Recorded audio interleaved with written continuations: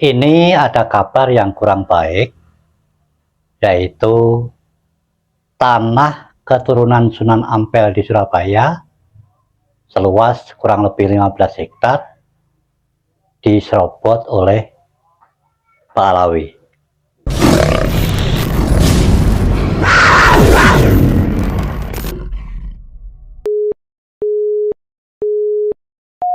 Assalamualaikum warahmatullahi wabarakatuh. Ini ada kabar yang kurang baik, yaitu tanah keturunan Sunan Ampel di Surabaya seluas kurang lebih 15 hektar diserobot oleh Pak Alawi. Pemberitaannya sengaja tidak saya tampilkan di dalam video ini, namun panjenengan bisa mencarinya di channel YouTube. Nah, hal ini memang sudah lama saya khawatirkan. Kenapa selama ini saya selalu berkoar-koar membicarakan masalah Pak Alawi ini? Ya, kelakuan yang seperti inilah yang memang saya khawatirkan. Sebab kalau menurut cerita kabar tentang tanah yang diserobot oleh para Pak Alawi, tanah keturunan dari Sunan Ampel ini adalah para Pak Alawi itu sengaja menempati tanah tersebut, ya, dan Terah Sunan Ampel itu mempersilahkan dikarenakan menganggap kemarin-kemarin itu para Pak Alawi itu sebagai keturunan Nabi. Lama-kelamaan mau disuruh pergi ya pakai woh, begitu ya. Karena rasa hormatnya tadi. Menurut berita ada juga yang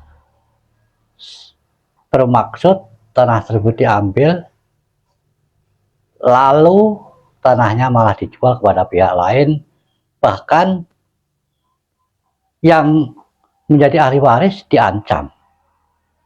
Nah, inilah perbuatan Pak Alawi menduduki negeri kita, tanah kelahiran kita, tanah leluhur kita, dengan mudahnya karena dia menggunakan trik-trik yaitu tadi membodohi bangsa kita, mengaku dirinya cucunya Nabi, sehingga diprioritaskan, dihormati, meminta apapun orang akan memberi, meskipun awalnya hanya numpang, tapi karena yang memilikinya sungkan, tidak berani mengambilnya, ya akhirnya begini inilah. Tidak terasa sampai seluas 15 hektar. Karena konon katanya di sepanjang makam Sunan Ampel di Surabaya itu ya punyanya Terah Sunan Ampel. Diduduki oleh para Pak Alawi tersebut, awal mulanya ya ikut.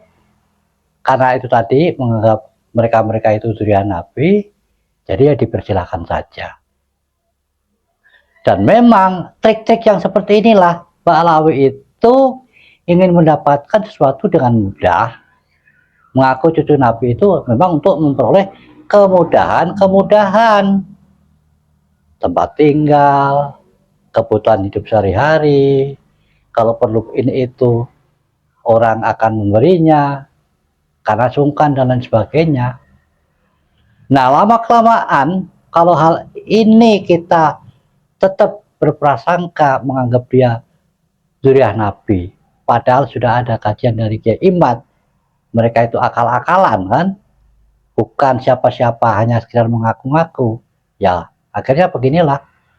Dan hal itu memang sudah direncanakan dari awal kedatangannya para Pak Alawi, didatangkan oleh kolonial Belanda, dan orang-orang yang numpang itu kan pasti berpikiran bagaimana caranya supaya hidup di negeri orang dengan enak dan gampang. Dan fenomena Pak Alawi yang telah menguasai negeri kita ini, karena negeri kita ini kan sudah dikepung Pak Alawi ya, di mana-mana sudah ada gitu ya. Dan mereka kalau simbah cermati bekerja sesuai dengan perannya masing-masing. Kalau penjenengan menganggap ada Balawi yang baik, yang soleh, ternyata juga pada kenyataannya melakukan penyimpangan, dan itu semuanya memang untuk menguasai negeri ini. Seperti halnya jangan-jangan seperti Israel di dalam menguasai Palestina. Dan selama ini sudah ada sekelompok orang yang mengingatkan akan hal tersebut, akan tetapi malah banyak yang memusuhi. Dan yang memusuhi adalah para muhibin, para budak Balawi. Tidak sadar kalau dirinya itu akan dijerumuskan, diperbudak, tapi malah membela dengan mati-matian. Nah, dengan kejadian ini, ya, sekarang terungkap ada tanah seluas 15 hektar diserobot oleh mereka-mereka. Penjenengan yang selama ini menjadi mukibnya atau sampai sekarang masih menjadi mukibnya, bukalah mata Anda, dengarkan menggunakan telinga juga, bagaimana sikap Anda selanjutnya. Apa akan terus membelanya?